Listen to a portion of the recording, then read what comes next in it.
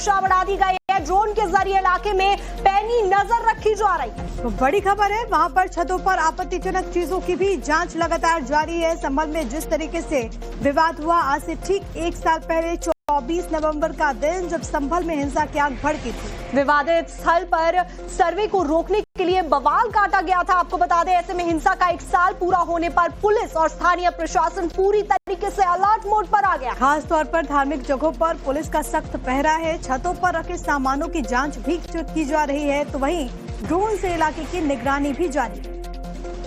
देखिए, चप्पे चप्पे पर ड्रोन से निगरानी रखी जा रही है। जिस तरीके से 1 साल पहले यहां पर सर्वे को रोकने के लिए बवाल काटा गया था, आज उसी का पूरा साल पूरा हो रहा है और ऐसे में सुरक्षा की पुख्ता व्यवस्था कर दी गई है संभल में। जिसे उत्तर प्रदेश की सरकार विवादित ढांचा बताती है, उसके दूसरे सर्वे के दौरान भड़की हिंसा के आज 1 साल पूरे हो रहे हैं और आज 1 साल बाद संभल कितना बदला है, ये जाहिर तौर पर एक चर्चा और विवाद का विषय है। लेकिन इस 1 साल पूरा होने पर शासन प्रशासन पूरी तरह से अलर्ट पर है और सुरक्षा व्यवस्था को पुख्ता करने की कोशिश की जा रही है। और आज पूरे शहर में जो है एक फ्लैग मार्च जो है वो निकाला जाएगा। लेकिन फिलहाल अगर आप देखें तो इस वक्त भी शाही जामा मस्जिद के बाहर जो है वो सुरक्षा व्यवस्था बढ़ाई गई है। आरआरएफ के जवान और उत्तर प्रदेश पुलिस के जवान जो हैं वो यहाँ पर उनकी तैनाती है और पूरे इलाके की निगरानी इस वक्त जो है वो चल रही है। पूरे इस हिंसा के बाद ये जो पूरा इलाका है बहुत बदला है। पुलिस ने अपनी व्यवस्थाओं को सुरक्षा के लिहाज से अपनी मौजूदगी को बड़ी संख्या में बढ़ाया।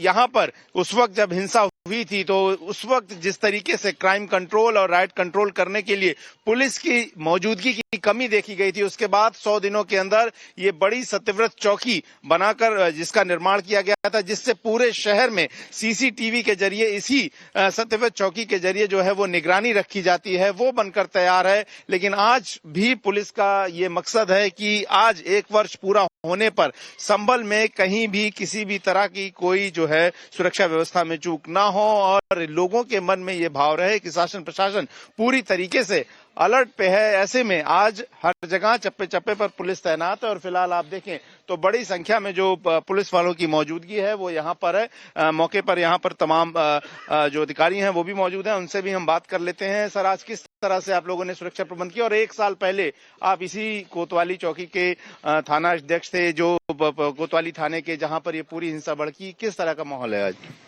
माहौल शांतिपूर्ण है और पर्याप्त पुलिस बल है, 3 लेयर वाली सिक्योरिटी है, पर्याप्त सुरक्षा है। तो पर्याप्त सुरक्षा है और इसी तरह से पूरी सुरक्षा का फिलहाल जो है वो संभल में नजर रखा जा रहा है और आज एक बड़ा फ्लैग मार्च जो है वो संभल एसपी के नेतृत्व में निकाला जाएगा।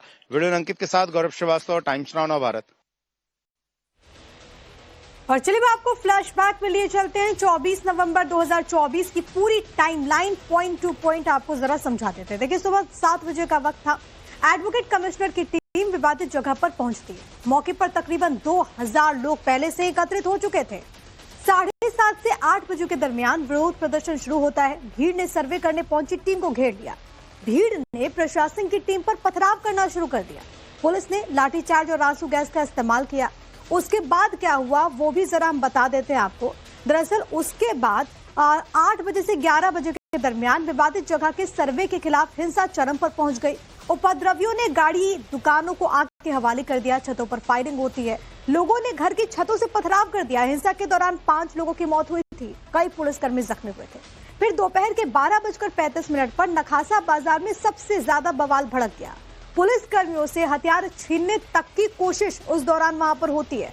फिर दोपहर के 2 बजे पुलिस ने बल प्रयोग करके प्रदर्शनकारियों पर काबू पाने की कोशिश की। जिला प्रशासन ने वहां पर एहतियात के तौर पर धारा 144 लागू कर दी गई। इसके बाद इंटरनेट सेवा पर भी पाबंदी लगा दी गई थी। देखिए, 24 नवंबर सन 2024 को एक बहुत ही दुखद घटना हो गई थी, लेकिन अब वो बीत चुकी है।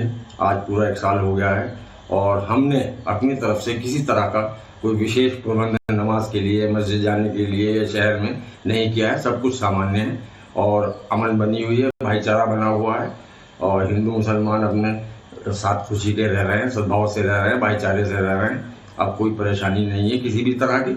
और मैं उम्मीद करता हूँ, ये अपील करता हूँ अपने शहरवासियों से कि इस तरह से ही अमन और शांति बरकरार रखें। संभल हिंसा के 1 साल पूरा होने पर संवेदनशील इलाकों में पुलिस का फ्लैग मार्च चल रहा है। संभल एसपी के बिश्नोई खुद फ्लैग मार्च में शामिल भी हुए। हमारे साथ संभल जिले के एसपी कृष्ण बिश्नोई साहब हैं। बिश्नोई साहब, आज 1 साल पूरे हो रहे हैं, सबसे पहले किस तरह की तैयारियां आज इस 1 साल के मौके पर की गई हैं? 1 साल पूर्ण हुआ है, जिसमें पिछले साल इसी समय पे एग्जैक्ट जब पुलिस के द्वारा जो उपद्रवियों द्वारा चलाई जा रही गोलियों और पत्थरों के बीच में सर्वे की कार्रवाई उसको पूर्ण करवाया गया था। आपके द्वारा लाइव रिपोर्टिंग भी की गई थी, जो कि बहुत बहादुरी के साथ में पुलिस के द्वारा जो भी जांबाजी के और साहसिक कार्य जो किए गए थे उन सबको दिखाया गया था। उस दिन जो हुई घटना, उसमें 4.5 घंटे काबू लेने के बाद में पुलिस के द्वारा जितने भी 24 उपद्रवियों को मौके से पकड़ा था, कुल 133 उपद्रवियों के खिलाफ चार्जशीट माननीय न्यायालय में दाखिल की गई। 12 केसेज के अंदर उन सभी 12 केसेज की ट्रायल है, वो शुरू हो चुकी है। उसमें गवाह परीक्षित कराए जा रहे हैं। उम्मीद करते हैं कि समय रहते जल्द से जल्द इनको जो है सजा दिलाई जाए। ज्यादा जानकारी के साथ हमारे साथ गौरव श्रीवास्तव ग्राउंड से जुड़ रहे हैं। गौरव, जिस तरीके की तस्वीरें आपने दिखाई हैं, चप्पे चप्पे पर सुरक्षा व्यवस्था है और ड्रोन के जरिए भी नजर रखी जा रही है, ऐसे में क्या तस्वीरें वहां से निकल कर आ रही हैं और आगे के लिए क्या जानकारियां हैं? बिल्कुल, देखिए इस वक्त हम संभल के उस विवादित ढांचा जो कि शाही जामा मस्जिद जिसे कहा जाता है उसके ठीक सामने मौजूद हैं और ये वो ग्राउंड जीरो है जहां पर दूसरे दिन सर्वे की हिंसा के दौरान जो है हिंसा शुरू हुई थी और इसके बाद यहां पर जो माहौल था, टाइम्स नाउ भारत उस दौरान इकलौता चैनल था जो उस वक्त ग्राउंड पर सबसे पहले मौजूद था और जिसने एक एक तस्वीर दिखाई और हमारी की हुई रिपोर्टिंग को जो तमाम जांच आयोग बने उनमें साक्ष्य भी माना गया और उसके आधार पर तमाम जो पत्थरबाज थे उनके चेहरों को बेनकाब किया गया। लेकिन मैं सबसे पहले तस्वीर दिखा दूं, आप देखिए बड़े पैमाने में जो है वो पुलिस बलों की मौजूदगी है वो यहाँ पर है और ये जो बिल्डिंग आप यहाँ पर बनकर तैयार देख रहे हैं ये दरअसल सत्यव्रत पुलिस चौकी है और 1978 के संभल के उस दंगों के बाद से लगातार ये मांग की गई थी कि संभल में पास इस इलाके में जहां से डेमोग्राफी का डिवीजन होता है, यानी कि एक ऐसा इलाका जहां पर सांप्रदायिक स्थिति बेहद संवेदनशील रहती है, वहां पर इस तरह के किसी भी सांप्रदायिक टकराव को रोकने के लिए बीच में एक पुलिस की मौजूदगी होनी चाहिए और उसके बाद संभल हिंसा के 100 दिनों के अंदर इस चौकी का निर्माण कराया गया और ये चौकी बनकर तैयार। और इस चौकी की खासियत यह है कि इस चौकी से पूरे शहर की जो सीसीटीवी की निगरानी है वो की जाती है और इस चौकी का नाम सत्यव्रत किया गया। और मैं आपको दिखा दूं, देखिए जो तस्वीर है यहाँ पर आप देखें तो एक integrated command control centre ICCC बनाया गया और आपको दिखाऊं कि यहाँ पर जो सारे सीसीटीवी कैमरे हैं उनकी मौजूदगी जो है वो और 100 दिनों के अंदर जो ये बनाकर तैयार किया गया उसकी तस्वीर मैं आपको एक बार दिखा दूं दर्शकों को कि संभल कैसे 1 साल में हिंसा के बाद बदला। इसकी तस्वीर आप देखिए तो ये कमांड सेंटर और आप देखिए कितने सारे कैमरों से यहाँ पर संभल के चप्पे चप्पे पर नजर रखी जा रही है। आप देखिए ये कैमरे अगर आप देखें तो ये बाजार है, बाहरी इलाका है, शाही जामा मस्जिद का इलाका है, वो इलाके जहां पर हिंसा देखने को मिली। यहाँ पर आपको वो ऊपर कैमरों में तस्वीर, बाजार का इलाका, ये वैसे इलाके हैं जो बेहद ही संवेदनशील रहे हैं।